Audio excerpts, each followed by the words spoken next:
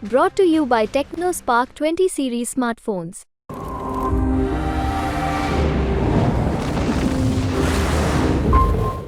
अपने बलबूते यहां पर सरकार बनाएगा और एनडीए की जीत के साथ ही भारतीय जनता पार्टी के खेमे में खुशी भी है तो एक तरफ मायूसी भी है।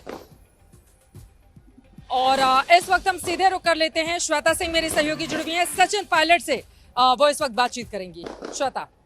शुक्रिया चित्रा, वापस आपके पास लौटती हूं मैं। लेकिन इस समय कांग्रेस नेता राजस्थान के उप मुख्यमंत्री रह चुके सचिन पायलट हमारे साथ जुड़ रहे हैं। राजस्थान में बड़ी कामयाबी कांग्रेस पार्टी की तरफ से हासिल की गई है और हम बड़ी बात इसमें यह भी समझ रहे हैं कि जो अपने गठबंधन पार्टनर्स के साथ, केवल अगर हम कांग्रेस की बात करें तो 8 सीटें, और 8 में से सचिन अगर मैं गलत नहीं हूं तो करीब करीब 6 ऐसे लोग हैं जो सीधे तौर पर सचिन पायलट के साथ, जिनका नाम जुड़ा रहा, जिस पर काफी मेहनत भी सचिन पायलट ने की।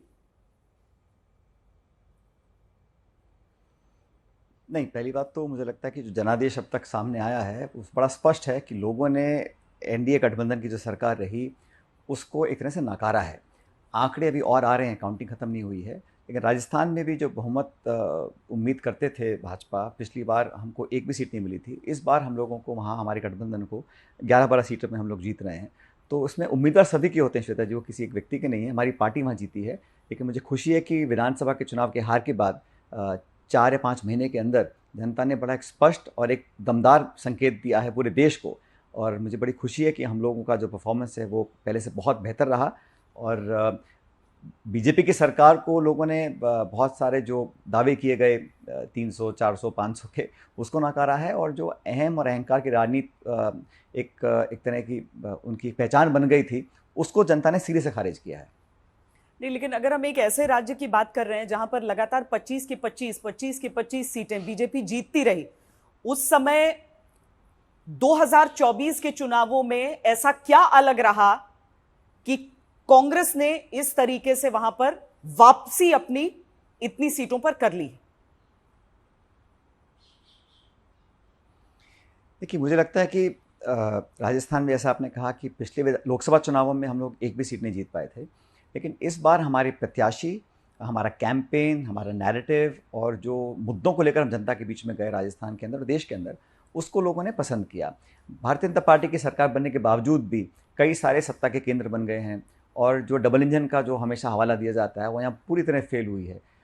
मैं ये नहीं कहता हूँ कि हमारे पास 25 में से बहुमत मिला है, लेकिन 0 सीट हमारी थी, आज हम 11-12 सीटों पर हैं, तो बहुत बड़ा इजाफा हुआ है। और तभी हमारा इंडिया गठबंधन का जो आंकड़ा है उसमें काफ़ी कुछ हिस्सेदारी राजस्थान से आई है, जिसकी मुझे बहुत प्रसन्नता है।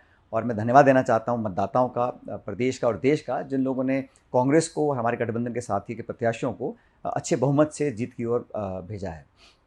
देखिए, सीधे तौर पर अगर हम देखें तो बीजेपी की जितनी सीटें हैं वो इंडिया गठबंधन से अधिक हैं, और एक गठबंधन के तौर पर एनडीए ने बहुमत हासिल किया है, इसमें कोई दो बात नहीं है। लेकिन अगर हम उन राज्यों को देखें जहां पर सीधे सीधे कांग्रेस और बीजेपी की भिड़ंत होती है, यानी कि कोई तीसरी पार्टी ऐसी नहीं है जो चुनौती देने की स्थिति में है, उसमें राजस्थान एक अहम राज्य है। क्योंकि मध्य प्रदेश हम देख रहे हैं, वहां पर एक सीट पिछली बार फिर भी जीती थी कांग्रेस, लेकिन इस बार वहां से भी साफ हो चुकी है। ऐसे में गुजरात जैसा राज्य हम देख लें, तो अगर हम राजस्थान को उस परिप्रेक्ष्य में देखते हैं तब ये जीत ज्यादा बड़ी लगती है। क्या आपको लगता है कि जो युवाओं का मुद्दा उठ रहा था, या फिर राजस्थान के साथ जो ये कहा जा रहा था कि ये एक ऐसा स्टेट है जहां से आर्मी में बढ़ चढ़ कर लड़के जाते हैं, भर्ती होने के लिए जाते हैं, वो चीजें रही हैं अहम फैक्टर? मुझे लगता है कि पूरे देश में और खासकर उत्तर भारत में फौज की भर्ती को लेकर, किसानों के मुद्दों को लेकर जनता में बहुत आक्रोश था।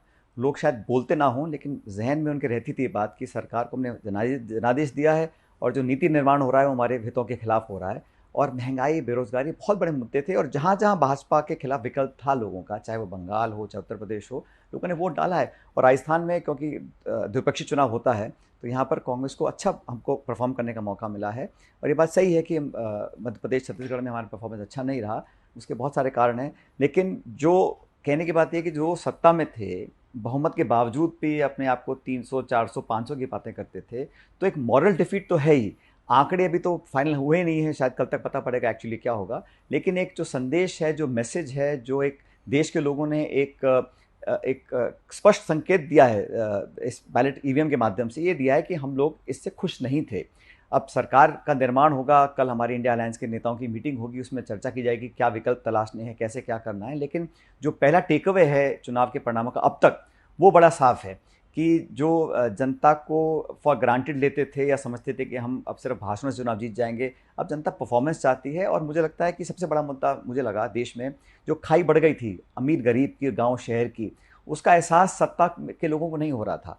और कहीं ना कहीं उन्होंने अपनी ज़बान को, अपने इरादों को उस ईवीएम के माध्यम से स्पष्ट रूप से प्रस्तुत किया है और इससे सबक लेनी चाहिए। और मुझे लगता है कि जो आपने खुद अपने मापदंड तय किए थे, अगर आप उस पर खरा नहीं उतर पा रहे हैं तो कहीं ना कहीं उसको एक्सेप्ट करना चाहिए, एक मॉरल डिफीट एक्सेप्ट करनी चाहिए। आंकड़े, गठजोड़, गठबंधन, तोड़ फोड़, वो बाद की बातें हैं, लेकिन राजनीतिकता, नैतिकता ये बोलती है कि हमने जो कहा था हम नहीं कर पाए, जनादेश को स्वीकार करना चाहिए। मैं आपको बताना चाहता हूँ 1989 में राजीव जी प्रधानमंत्री थे, जब जनादेश आया तो कांग्रेस सबसे बड़ा दल था, लेकिन राजीव गांधी जी ने कहा कि मैं सबसे बड़ा दल हूँ कांग्रेस पार्टी, लेकिन ये जनादेश हमारे खिलाफ है, हम सरकार नहीं बनाएंगे। उन्होंने रिफ्यूज़ किया सरकार बनाने के लिए। तो अलग अलग समय पर अलग अलग लोगों ने कदम उठाए हैं, लेकिन इस जनादेश का जो एक समरी है, जो सारांश है, वो ये है कि एनडीए और बीजेपी को जितना उम्मीद थी, जितना लोग अपना वोट बटोरना चाहते थे, वो नहीं कर पाए। और कांग्रेस को बहुत इजाफा मिला है अपनी सीटों के अंदर, और इंडिया अलायंस के साथियों को बहुत ताकत दी जनता ने।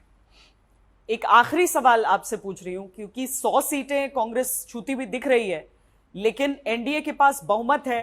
राहुल गांधी प्रेस कॉन्फ्रेंस में कहते हैं कि हो सकता है कि इंडिया की भी सरकार बन जाए। आपको लग रहा है कि अभी ओपन है स्थिति, क्योंकि इंडिया के पास केवल 235 हैं अभी? नहीं, ऐसा किसी ने नहीं कहा।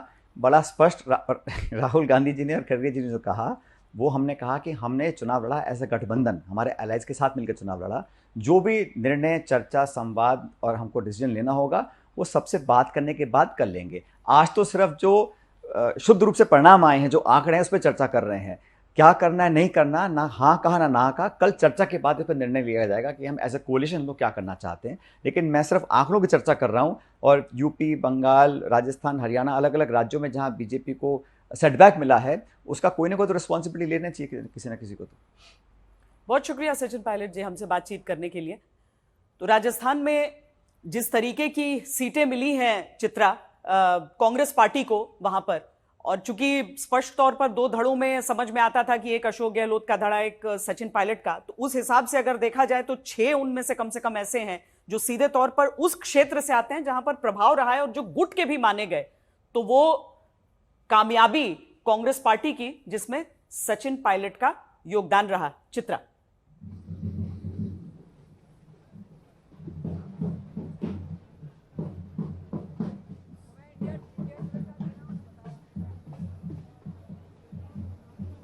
और इस वक्त श्वेता मैं बीजेपी दफ्तर में मौजूद हूं और आपको बताते चले यहाँ पर जश्न की तैयारी है। ये सच बात है कि सीटें पिछले बार के मुकाबले काफी ज्यादा कम आई हैं, लेकिन यहाँ पर देखिए आप किस तरह से ढोल नगाड़ों के साथ यहाँ पर प्रधानमंत्री नरेंद्र मोदी के स्वागत करने के लिए ये तैयारियां की गई हैं। और यहाँ पर भारतीय जनता पार्टी के तमाम कार्यकर्ता दूर दूर से आए हुए हैं। प्रधानमंत्री नरेंद्र मोदी थोड़ी देर में यहाँ पर पहुंचेंगे, जिनका इंतजार किया जा रहा है। तो जरा एक बार कहाँ है आपकी टीम, जरा बजाकर दिखा दीजिए पीएम के स्वागत के लिए।